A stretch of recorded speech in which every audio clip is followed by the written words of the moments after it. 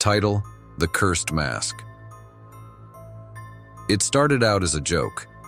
Halloween in a small town like ours always involved pranks, ghost stories, and spooky decorations that barely hid the boredom simmering underneath. But that year was different. The year we found the mask. The mask wasn't like the cheap rubbery ones you'd find at a dollar store or the flashy, high-end designs you could order online. This one was different. It felt old, worn. It had a strange texture, almost like human skin, and the eyes, God, those hollow, dark eyes, seemed to follow you wherever you moved. My best friend, Sarah, was the one who found it. We were scavenging through the dusty attic of the old, abandoned Smithson house, a staple of every teen's Halloween dares. Everyone in town knew about the house, how the family who once lived there disappeared overnight, how their belongings were left behind as if they had just walked out and never returned. The house was a magnet for urban legends, but none of us had ever found anything real. Until that night. "Check this out!" Sarah's voice rang out, pulling me from my thoughts. I turned, and there she was, standing in the dim light of the attic holding the mask. At first, it didn't look like much, just a piece of aged leather, pale and cracked. But the moment she put it on, everything changed. The room seemed to grow colder. The air, thick with dust moments ago, felt sharper, almost metallic, like the scent of blood before a storm. Sarah laughed, striking a dramatic pose, but her voice, her laugh, sounded off. It was hollow, distant, like it was coming from the bottom of a deep well. "Dude, take that off, it's creeping me out," I said, half joking but feeling a tight knot of unease coil in my stomach. Sarah turned to me, her eyes barely visible through the mask's narrow slits, and grinned. But something about that grin wasn't right. It was wider, stretched unnaturally across her face, and her teeth seemed sharper. For a split second, I thought I saw the mask tighten around her skin, as if it were molding itself to her. I laughed nervously, shaking the feeling off. "Okay, you've had your fun. Let's get out of here before Mr. Willis catches us." We headed back down, and though the attic was only a few steps above, it felt like the house had grown darker, the walls more oppressive. My footsteps seemed to echo longer, stretching out in the silence. Sarah, still wearing the mask, kept looking over her shoulder at me, her expression hidden but her body language off. She moved slower, almost gliding down the stairs. Outside, the cool October air greeted us, but the unease stayed. As we walked home, Sarah was quiet. Not the kind of quiet that comes with being tired, but a heavy silence that felt wrong, unnatural. "Hey," I said, nudging her. "You good?"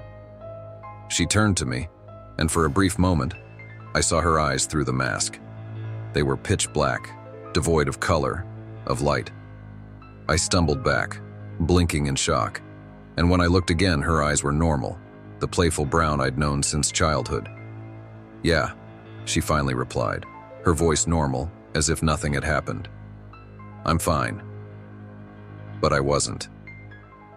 The next day, Sarah didn't come to school. It wasn't unusual for her to skip, but something about the silence in class, the absence of her usual chatter, felt wrong. I texted her, but she didn't reply. After school, I decided to stop by her house. When I knocked, her mom answered, looking frazzled and tired. "Is Sarah home?" I asked, trying to keep my voice steady. Her mom blinked, as if waking from a deep sleep, and shook her head. "She's been in her room all day, not feeling well." The uneasy feeling returned. Something wasn't right. "I'll just pop in and check on her," I said, stepping inside before her mom could protest. The house felt still. Too still. I headed up the stairs, each step heavier than the last, and knocked on Sarah's door. "Sarah, you okay?" No answer. I knocked again, harder this time. Still nothing. Finally, I pushed the door open. The room was dark, the curtains drawn, and the air smelled stale, like it hadn't been touched in days. And there, sitting on her bed, was Sarah. She was facing away from me, her long hair falling over her shoulders. The mask was on her lap. "Sarah," I whispered, stepping closer. She didn't respond. My heart pounded in my chest as I moved closer, reaching out to touch her shoulder. The moment my fingers brushed her, she turned, her head snapping around unnaturally fast, and I gasped.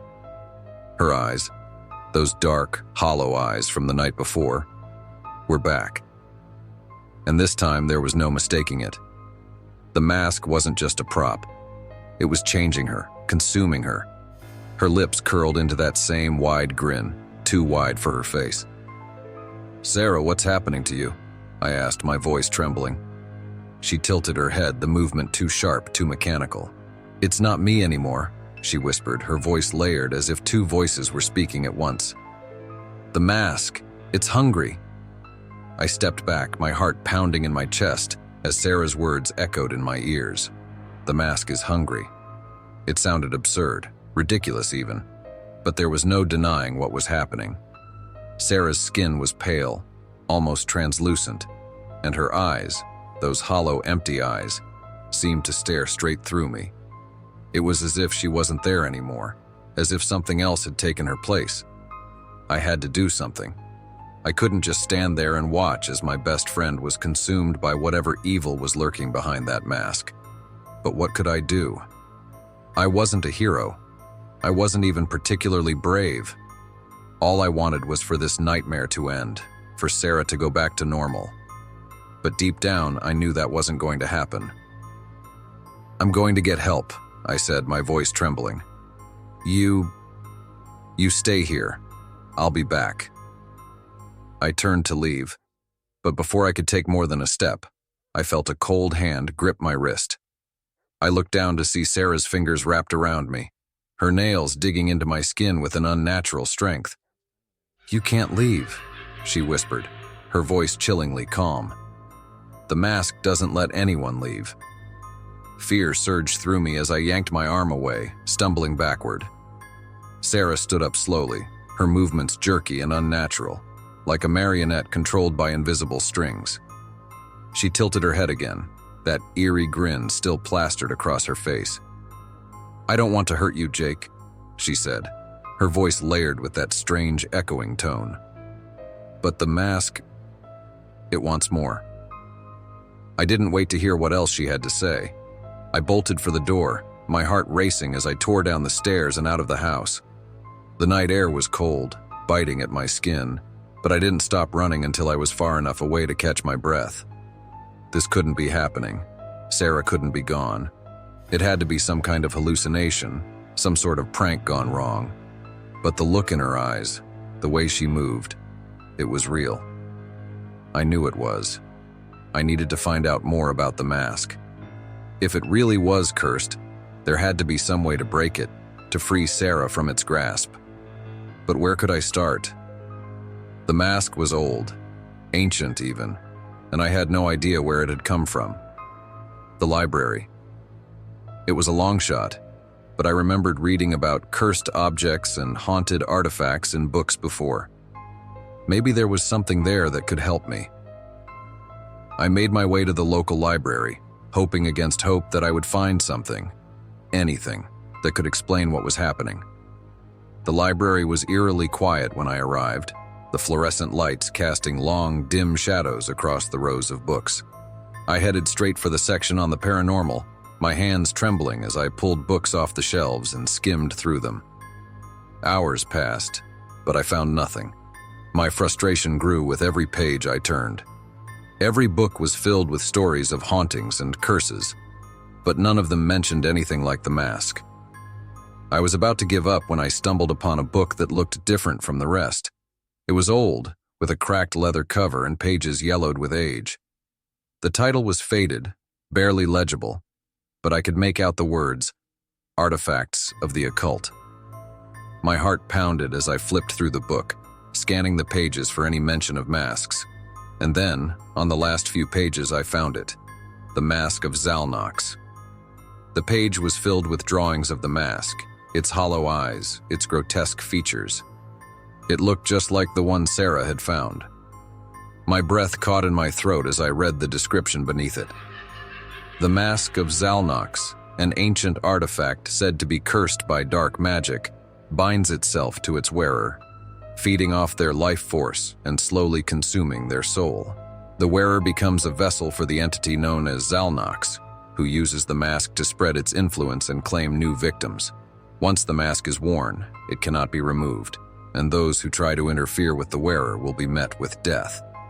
I slammed the book shut, my hands trembling. This was worse than I had imagined. If the mask really was cursed, if it really was feeding off Sarah, then I had no idea how to stop it. And if what the book said was true, then I was already in danger just for trying to help her. But I couldn't abandon Sarah. She was my best friend.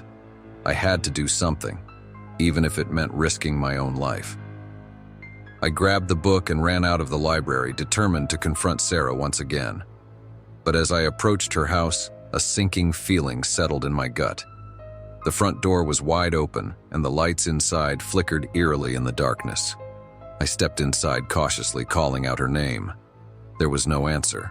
The house was silent, too silent, and the air was heavy with the same oppressive feeling I had felt in the attic the night we found the mask.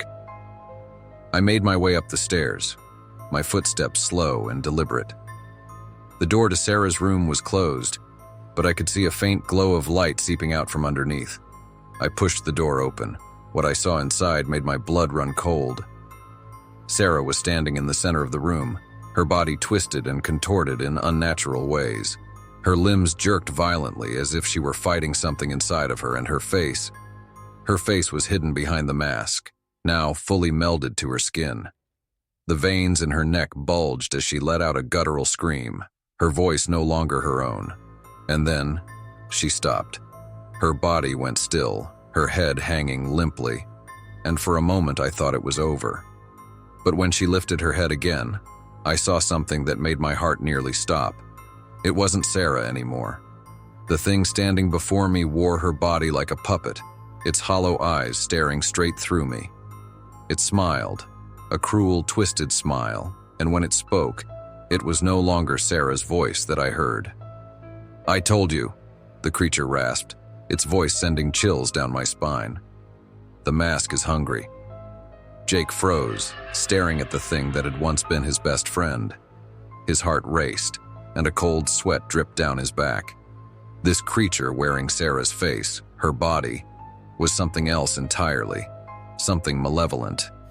It was as if every bit of warmth and humanity had drained from her, leaving behind a hollow shell.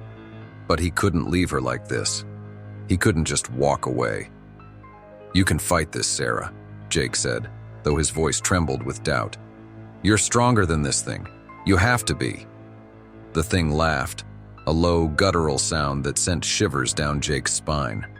It tilted its head, and the mask seemed to pulse, tightening around her skin as if it were feeding on her. "She's not here anymore," it hissed. "And neither will you be soon." Jake's mind raced as he tried to recall everything he'd read in the book from the library. The mask fed on life force, on the soul of its wearer. But there had to be a way to stop it. There had to be a way to break the curse. He glanced around the room, his eyes landing on a mirror hanging on the wall. In an instant, he had an idea. If the mask was tied to an ancient evil, an entity like Zalnox, as the book had described, perhaps the only way to fight it was to force the creature to confront itself. Jake grabbed the mirror from the wall and held it up toward Sarah. "Look at yourself," he shouted, his voice filled with desperation. "Look at what you've become." The creature snarled, stepping back as if the mirror repelled it. For a moment, Jake thought he saw something flicker behind the mask, something that resembled Sarah, trapped beneath the surface. But then, just as quickly, the entity regained control, pushing forward with a renewed fury. With a sharp motion, it knocked the mirror from Jake's hands, shattering it into pieces on the floor. "You think you can stop me with a trick like that?" it growled. "I am eternal. I will consume everything." Jake staggered back, his pulse racing. He was running out of time. The mask was growing stronger, and the entity's hold on Sarah was becoming unbreakable. If he didn't do something soon, she would be lost forever. But just as all hope seemed lost, a voice whispered in his mind, soft, distant, but unmistakably Sarah's. "Jake, help me." His heart clenched. She was still in there, somewhere, trapped beneath the mask's influence. He couldn't give up on her. Not yet. Frantically, he picked up one of the shards of broken mirror from the floor, his hand trembling as he pointed it at the creature. "I know you're still in there, Sarah. Fight it. Fight this thing." The creature let out a blood-curdling scream, lunging toward Jake, but as it did, he thrust the shard of mirror forward. The creature recoiled, its body convulsing as Sarah's voice screamed out, echoing through the room. "Jake, please, help me." For a brief moment, the mask seemed to waver, its grip on Sarah loosening. Jake could see her face again, her real face, beneath the grotesque mask. Tears welled up in his eyes as he realized what he had to do. With a deep breath, he made a decision that would haunt him for the rest of his life. He grabbed the largest shard of mirror and, with all his strength, drove it into the mask. There was a deafening screech as the mask cracked, splintering like porcelain. The entity inside howled in rage, its voice warping and distorting as the mask crumbled. Jake watched in horror as Sarah's body convulsed, her face contorted in pain. And then, with one final scream, the mask shattered completely, disintegrating into dust. The room fell silent. Jake rushed to Sarah's side, his hands shaking as he pulled her into his arms. She was pale, her skin cold, but she was breathing. The mask was gone. Sarah, can you hear me?"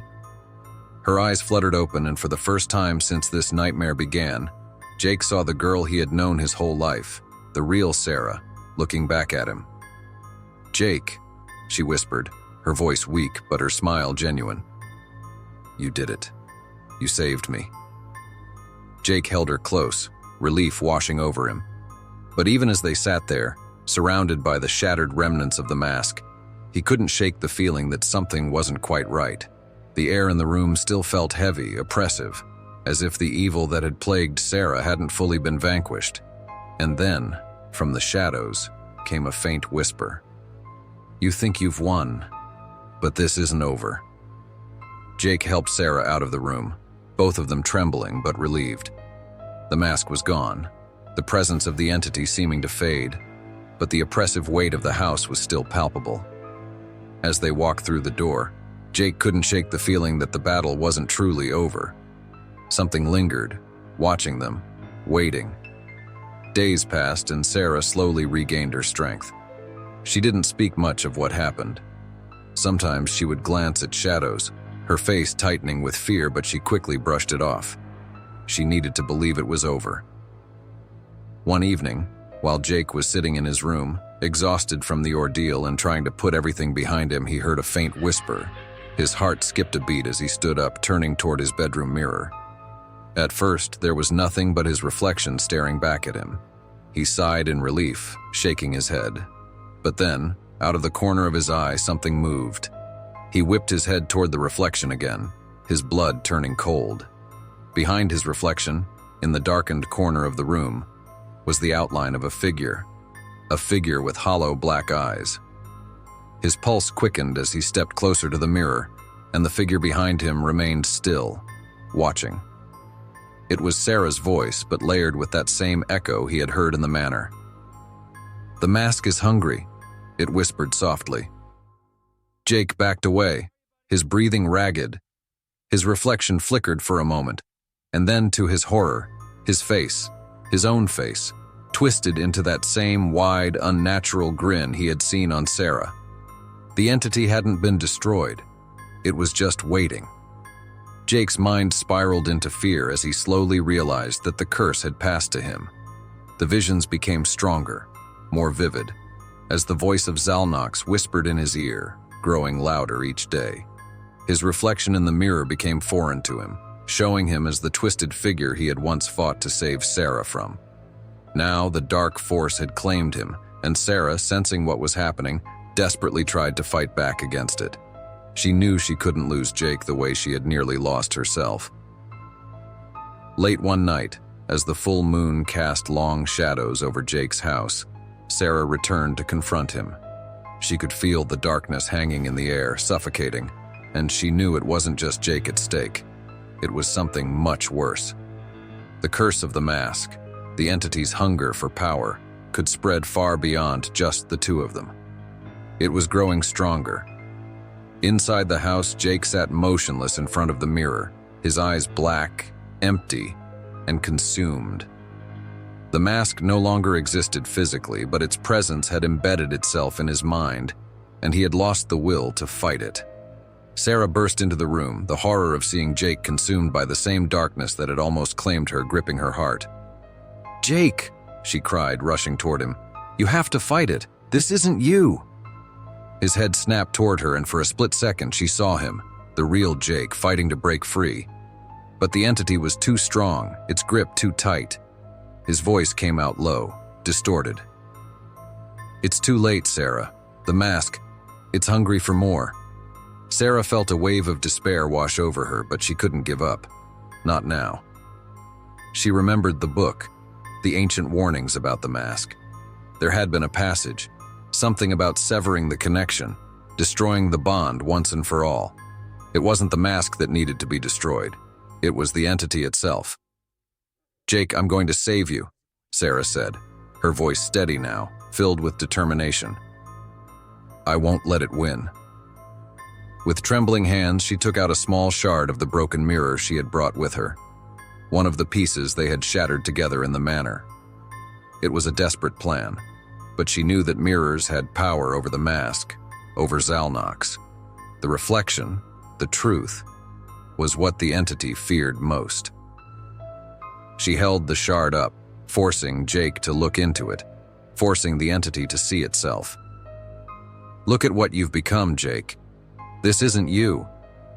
The creature that had taken over Jake's body recoiled, hissing, its grip on him weakening for the briefest moment. Sarah pressed on, holding the mirror closer to him, the reflection shimmering with strange energy. Jake's eyes flickered, and for a brief moment he was himself again. "Sarah," he whispered, his voice hoarse. I'm sorry." Tears welled in her eyes, but she nodded, determined.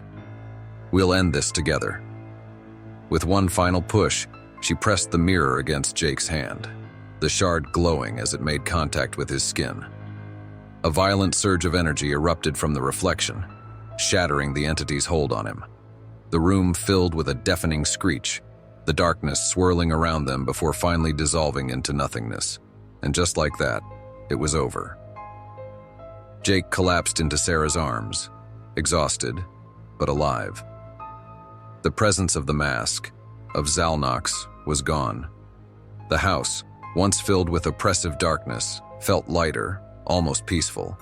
Sarah held Jake close, her heart pounding, relieved that they had survived, but knowing deep down that this would haunt them for the rest of their lives.